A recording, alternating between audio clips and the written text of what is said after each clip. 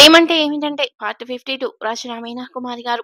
దమయంతి ఫ్యాక్టరీలో పనులు చూసుకుంటూనే పని మనిషికి ఫోన్ చేసి కొన్ని పనులు చెప్పింది. అలాగే వంట మనిషి మంగకు చేసి చెప్పిన టిఫిన్‌లన్నీ రెడీ చేశావా? అని ప్రేమగా అడుగుతూ, తమ్ముడు, మరదలు ఫ్రెష్ అయ్యి బయటకొచ్చిన విషయం చెప్పడంతో, నేను 5 నిమిషాల్లో వచ్చేస్తున్నాను. అన్నీ డైనింగ్ టేబుల్ మీద సిద్ధంగా ఉంచాలి అని చెప్పింది దమయంతి. దమయంతి ఇంటికి వచ్చిన తర్వాత తన అత్తగారి గదిలోకి వెళ్లి ఆమెను నిద్రలేపింది. పెద్ద వయసు మూలంగా వైద్యపరంగా ఆమె వేసుకునే మాత్రల వల్ల ఆమెను నిద్రపోయేటప్పుడు ఎవరూ ఇబ్బంది పెట్టవద్దు అని దమయంతి చెప్పింది.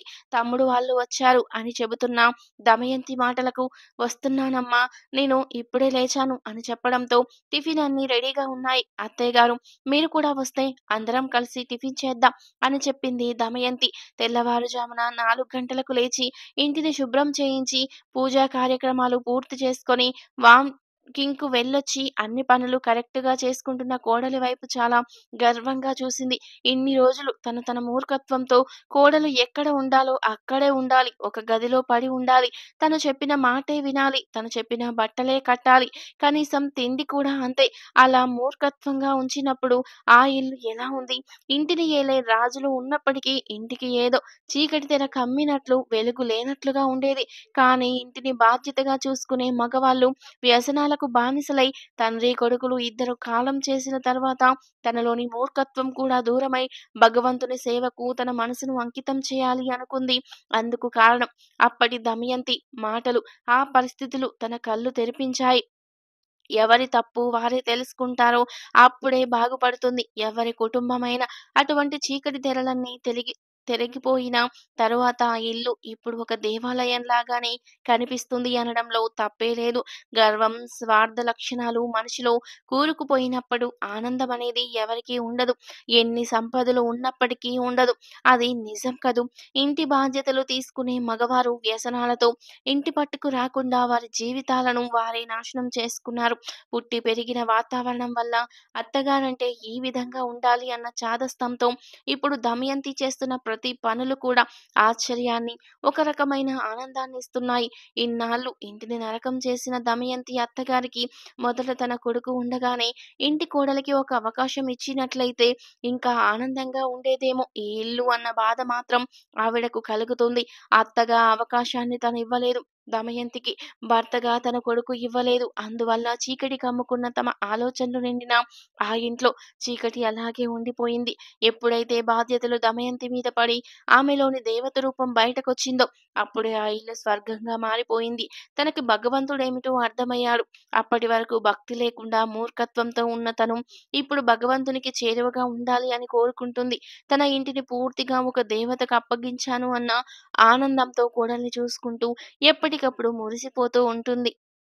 టిఫిన్ కార్యక్రమాలన్నీ కూడా తనకు ఇష్టమైనవే ఉండడం అరవిందకు చాలా ఆనందం కలిగించింది. ఇటు చూస్తే మామిడికాయ తురుముతో చేసిన పులిహోర, అటు చూస్తే గుమగుమలాడుతున్న కేసరి ప్రత్యేక వంటకాలుగా ఉన్నాయి. ఇడ్లీలోకి కమ్మనైన సాంబారు, దోసలోకి చక్కటి చట్నీ అన్నీ చూస్తూ అలాగే ఎన్ని టిఫిన్‌లా అనుకుంటూ ఉంటే దేవానంద్ నవ్వుతూ ప్రస్తుతం నీ పరిస్థితి ఇలా ఉంది అని ప్రత్యేకంగా అక్క నీకోసం ఏది ఇష్టమవుతుందో అని చేయించారంట.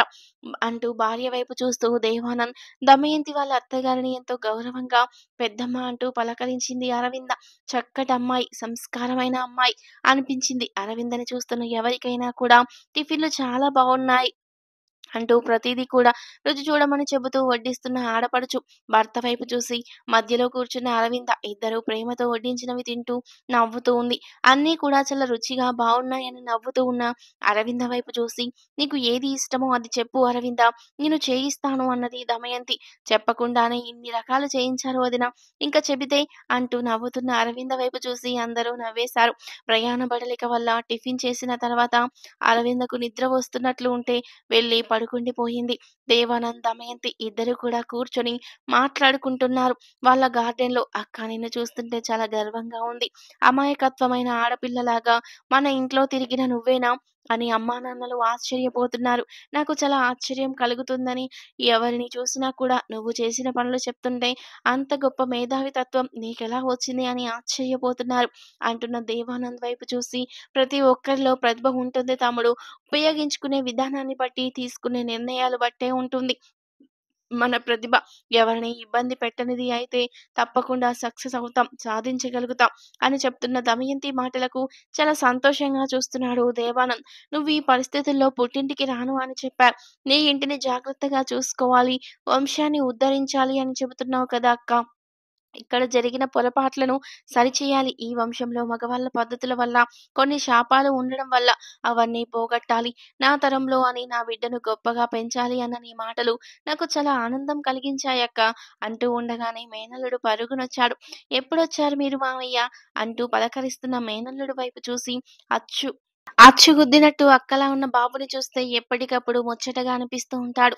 పొద్దున్నే యోగాభ్యాసం క్లాసులు, ఆ తర్వాత కష్టమైన సబ్జెక్టులకు ప్రైవేట్లు చెప్పిస్తూ ఉండడంతో అన్నీ పూర్తి చేసుకొనొచ్చాడు బాబు. "అమ్మ ఆకలి వేస్తుంది. డైనింగ్ టేబుల్ మీద ఏమిటి? అన్ని రకాల టిఫిన్‌లు. ఏది తినాలో తెలియడం లేదు నాకు" అంటున్న బాబు వైపు చూసి, "ముందు కాస్త స్వీట్ తిను. ఏది తినాలో, ఎంత తినాలో ఆ రుచి మనకు తెలియజేస్తుంది" అంటూ నవ్వుతున్న మామయ్య వైపు చూసి, "నాకు అలాగే ఇష్టం మామయ్య, నీలాగే. అందుకే స్వీట్ తినే వచ్చా" అంటున్న బాబు వైపు చూసి దమయంతి నవ్వుతుంటే దేవానంద్ బాబుని ప్రేమతో దగ్గరికి తీసుకొని ఎత్తుకున్నాడు. దేవానంద్ బాబుని ఎత్తుకుంటే, "నేనేమైనా చిన్న పిల్లాడినా? నాకు 7 ఏళ్లొచ్చాయి" అంటున్న బాబు వైపు చూసి, "అమ్మో!